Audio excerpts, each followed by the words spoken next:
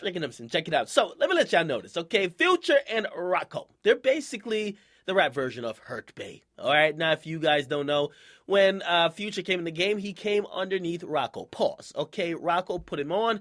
Rocko was the guy who basically headed up the label that Future was signed to. Now, later on in Future's career, Future is the biggest thing or one of the biggest thing in music. Rocko definitely fell off.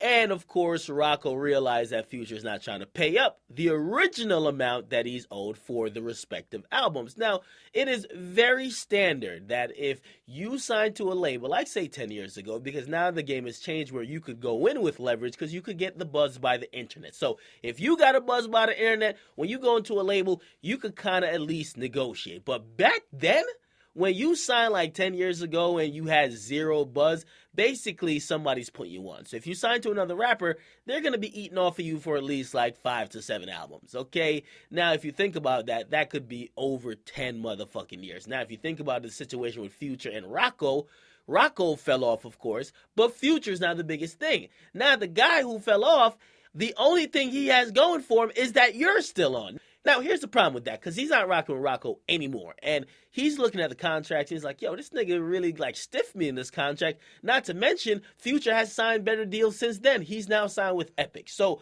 for Future not having to cut his money like 5 or 6 different ways, he basically, or maybe this wasn't his choice, but Rocko hasn't been getting paid. Now, that's the reason why Rocko's suing Future.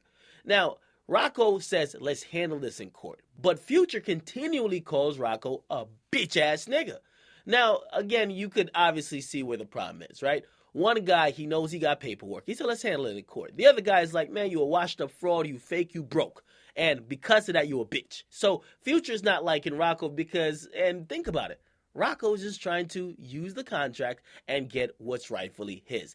No different than when Jazz Prince is trying to do with Drake, except he's not going at Drake, he's going at Cash Money. It's no different than what we see in a lot of situations. By the way, I'm going to throw this out early. Young Thug will probably be in a situation like this in about 8 years. Mark my fucking word, all right?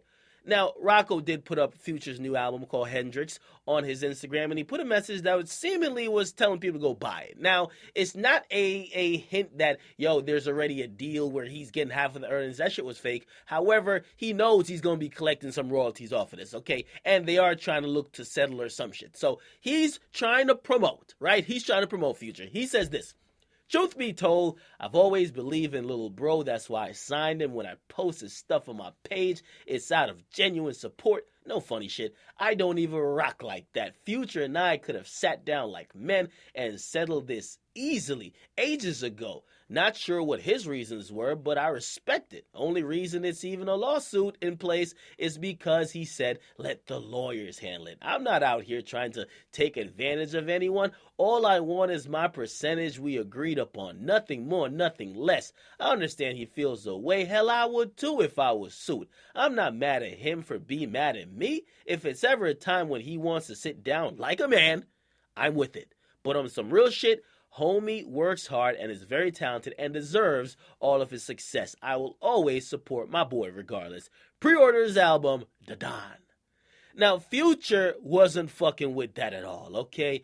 Basically, Future actually jumped in and Future said this. You posted cause I'm the shit, nigga, on gang though. You gon' die, you fake nigga. You embrace me as a brother at my worst and try to play me. Ain't talk to you in years, nigga. Ain't no nigga on earth gonna take shit without consequences. Judge or no judge, nigga. You a con artist. Now, wow. Future seems bothered, right? Look at his comment. But I will say this, okay? I got to rock with Rocko in this situation, okay? Right, you signed the paperwork, get that man his money. What you should have had is Epic Records should have bought out that contract before you even signed to them, right? That was obviously not done, or else there would have been a lawsuit. But if you realize you're with Rocko, and you probably realize, yo, and everybody gets signed to these little real kind of stiffed out contracts where if you sign to, like, say, a rapper who was popping like 10 years ago, you're getting fucked. But at some point, you got to buy your way out the contract, or if another company wants to sign you, they got to buy that shit out. You got to get from up under the last contract before you can progress with a new one. I see Rocko doing nothing but business-wise. Again, you got to appreciate Rocko for giving you a start. You're tremendously talented, but it is what it is.